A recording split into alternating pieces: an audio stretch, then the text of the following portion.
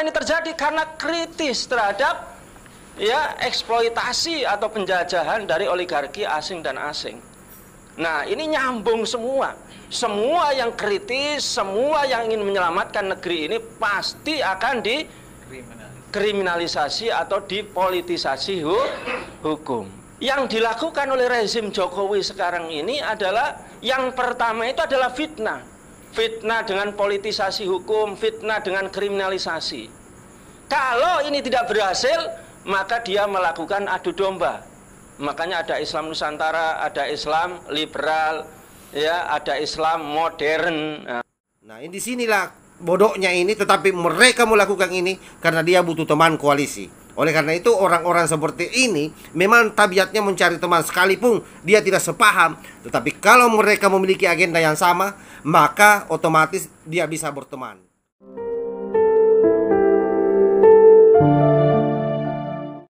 Yang waras tidak boleh mengalah terhadap mereka para pencuri agama yang menjadikan agama sebagai alat politik.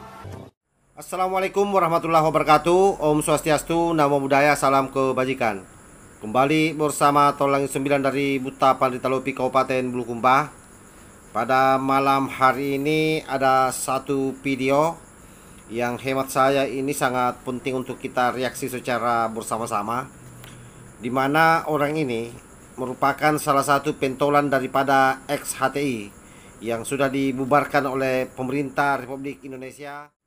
Sepertinya orang ini menaruh dendam yang sangat dalam terhadap pemerintah kita. Kenapa? Karena bayangkan saja kalau korupsi yang dilakukan oleh oknum kader Partai Nasdem, yakni mantan Menteri Kominfo Johnny G. Plate, itu kemudian dikait-kaitkan dengan banyak hal, termasuk dikaitkan dengan Islam Nusantara, Islam modern, dan termasuk beberapa program yang sebenarnya tidak ada sama sekali kaitannya dengan apa yang terjadi terkait soal kasus korupsi tersebut. Tetapi itulah ulah para kadrun melakukan cocologi. Pokoknya apapun yang terjadi di negara ini, andaikan sapinya pun di kandangnya mati, maka yang disalahkan juga Pak Jokowi. Coba kita cek secara bersama-sama bagaimana videonya. Yang pertama, kalau kita lihat, kita runut kasus yang sebelumnya. Ya, bagaimana ketika Golkar ketika itu tidak mau mengikuti arah dari Jokowi, maka ketika itu hampir pecah Golkar ini. Akhirnya merapatlah ke Jokowi sehingga amanlah dia. Dapat menteri malah. Dapat menteri. Demikian juga P3. Ya. Nah, semuanya ini adalah untuk melindungi kepentingan rezim Jokowi. Yang rezim Jokowi ini tentu adalah untuk mengamankan kepentingan oligarki asing dan asing. Karena ketika itu yang oposisi semuanya itu ingin melakukan perubahan sedikit saja dari kerakusan rezim Jokowi yang sudah terang-terangan mereka itu melayani dari oligarki asing dan asing. Demikian juga kalau kita lihat kenapa para ulama ditangkap, ya, kenapa juga para aktivis Gus Nur dan juga Habib Bahar ditangkap, karena mereka kritis terhadap kepentingan-kepentingan dari eksploitasi oligarki, termasuk juga Habib Rizik bin Syihab, hanya sekedar sehat-sehat saja ditangkap. Sedangkan Jokowi 60 lebih Pak Jokowi, sampean itu Pak Jokowi.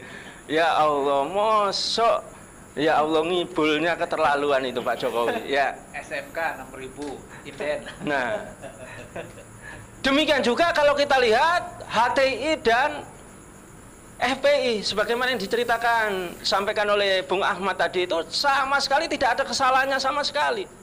Namun kemudian tidak diberikan SKT, kalau Hizbut Tahrir dicabut badan hukumnya, dan tidak ada kesalahan sama sekali. Kenapa ini terjadi? Karena kritis terhadap ya eksploitasi atau penjajahan dari oligarki asing dan asing. Nah, ini nyambung semua.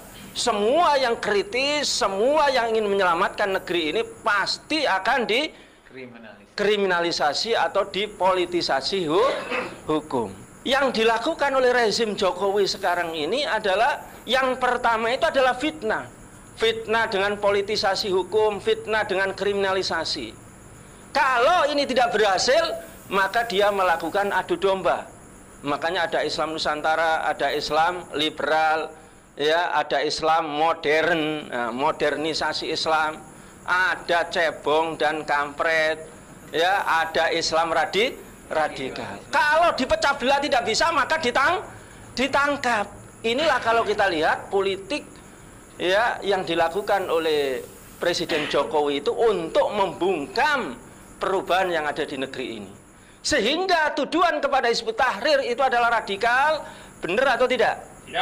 Ya, tuduhan kepada FPI itu adalah akan melakukan makar, betul tidak? Tidak, berarti itu hanya menakut-nakuti saja alias ghosting, saudara. Nah, kalau ini hanya menakut-nakuti saja atau ghosting, kaum muslimin ini takut atau berani? Maju atau mundur? Lawan atau menyerah? Nah, itu seharusnya itu narasinya sangat menyesatkan kan. Kita baru lihat mukanya, orang ini memang sudah sangat menjengkelkan. Banyak hal yang dia kait-kaitkan, termasuk soal bagaimana Rizik Syihab yang kemudian dipenjarakan dulu. Dianggapnya bahwa itu semua dilakukan oleh pemerintah karena dianggap bahwa Rizik Syihab ini adalah orang yang kritik terhadap pemerintah. Sementara kita tahu bahwa Rizik Syihab itu kenapa ditangkap karena melakukan pembohongan publik atas pelayanan kesehatan pada saat COVID dulu di Kabupaten Bogor, salah satu rumah sakit di Bogor. Saya kira itu jelas. Begitupun saya kira Bahar Smaik yang dia juga kait-kaitkan di sini, dan itu juga tuduhannya sama, seolah-olah bahwa Bahar Smaik ini ditangkap karena dia kritis, terlalu kritis terhadap pemerintah. Padahal Bahar Smaik ditangkap di penjara, saya kira jelas. Yang pertama karena pemukulan terhadap anak-anak kecil.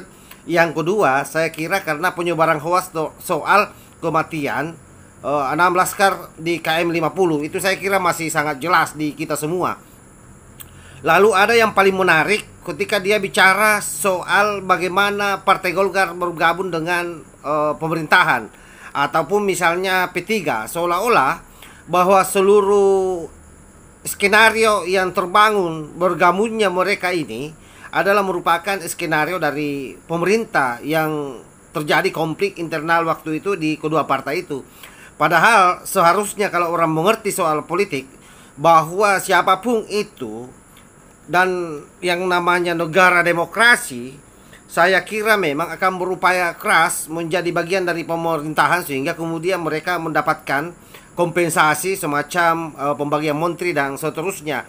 Itu saya kira hal yang biasa. Tetapi itulah para kadrun HTI ini berupaya membangun narasi untuk bagaimana supaya dia mendapat perhatian oleh banyak orang, termasuk saya kira dengan mengait-ngaitkan dengan HTI dan dengan mengkait-kaitkan Rizik Syihab dan Bahar Smaik ini. Dia memang membutuhkan teman, di mana kita tahu bahwa HTI ini dibubarkan oleh pemerintah pada tahun 2017. Tentu memang akan menghambat seluruh agenda-agenda khilafahnya. Oleh karena itu pasti berupaya keras mencari teman koalisi. Termasuk saya kira adalah bagaimana kemudian seolah-olah pasang badan terhadap Johnny G. Plate ini dan mengkaitkan bahwa ini semua adalah kesalahan Jokowi. Dan yang paling miris lagi kita, ketika dia mencoba mengkait-kaitkan soal Islam Nusantara, Islam modern katanya, dan seterusnya, seolah-olah bahwa semua ini dilakukan oleh Pak Jokowi sengaja mengkotak-kotakkan Islam. Nah, harus dipahami bahwa memang yang membuat para kadrun-kadrun khilafah ini kewalahan sebenarnya adalah ketika Nahdlatul Ulama masih ada di lingkaran kekuasaan dalam tanda petik.